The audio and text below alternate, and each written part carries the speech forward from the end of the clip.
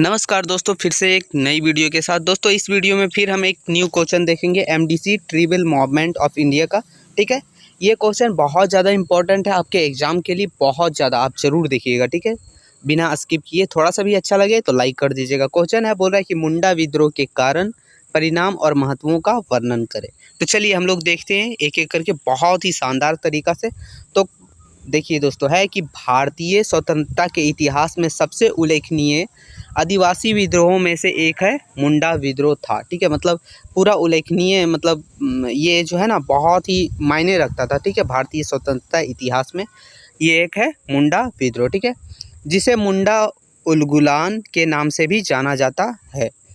मुंडा आदिवासी स्वतंत्रता सेनानी और राष्ट्रीय नायक बिरसा मुंडा इनके नेता थे। मतलब जो ये मुंडा विद्रोह हुआ था, इसके किसके नेतृत्व में हुआ था? बिरसा मुंडा के नेतृत्व में। मतलब इनके नायक जो थे, इनके नेता जो थे, वो बिरसा मुंडा थे। ठीक है, 19वीं शताब्दी के अंत में ब्रिटिश राज के दौरान यह विद्रोह बंगाल प्रेसिडेंट, जो कि अभी झारखंड में, वहाँ हुआ था। ठीक है, इसे भारतीय स्वतंत्रता के संग्राम में एक महत्वपूर्ण ऋण माना जाता है।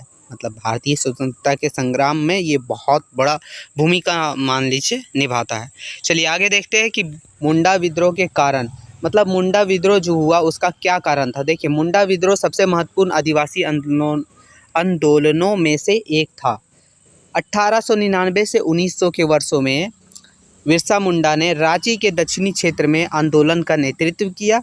इस आंदोलन में मुंडाओं द्वारा अनुभव की गई कठिनाइयों की जड़ के रूप में निम्नलिखित शक्तियों की पहचान की गई। क्या क्या की गई, चलिए देखते हैं।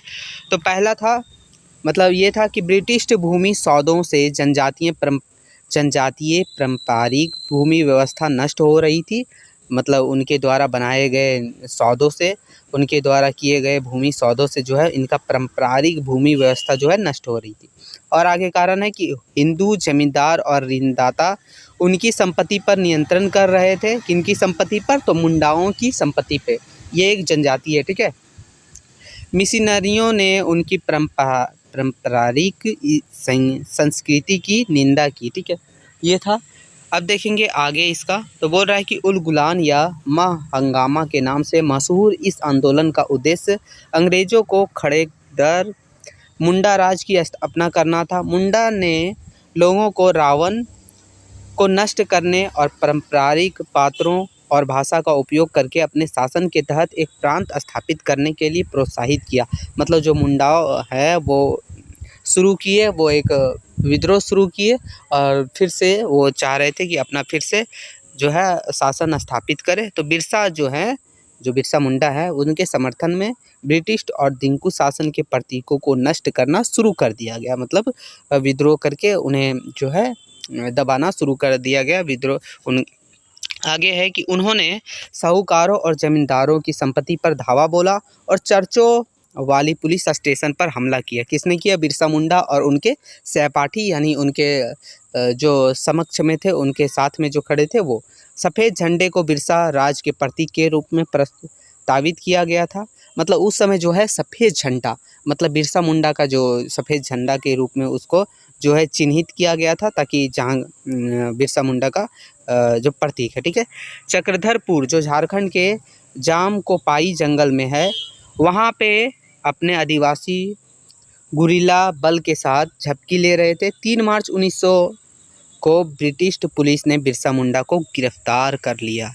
कब किया था? 3 मार्च 1900 को ब्रिटिश पुलिस ने। ये भी ध्यान रखिएगा, ये एक ऑब्जेक्टिव क्वेश्चन में बन जा रहा है। ठीक है, जेल में हैजा से बीमार बिरसा की भूख के कारण मौत हो गई, जिससे जो है यह प्रस्ताव गिर गया। मतलब क्या हुआ था, जब उसको जेल ले गए थे, गिरफ्तार कर लिया था, तो हैजा के कारण जो बिरसा मुंडा थे, उनको भूख के कारण जो है उनकी मौत हो गई।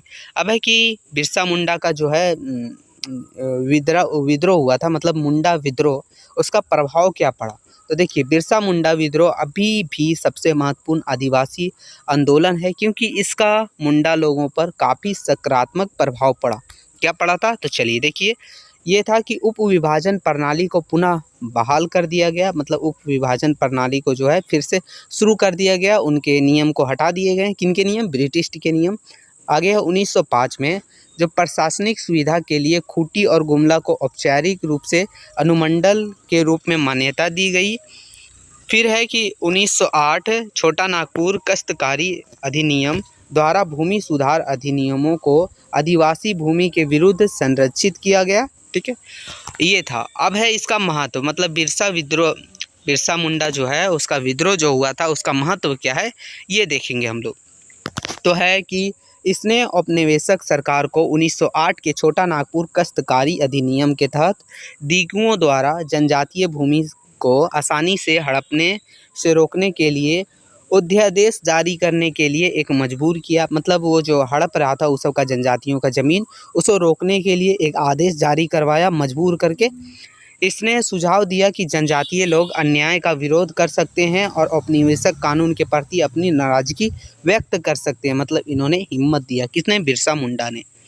चलिए आगे है कि झारखंड की स्थापना के दिन झारखंड नाम से वनों की भूमि का संकेत मिलता है।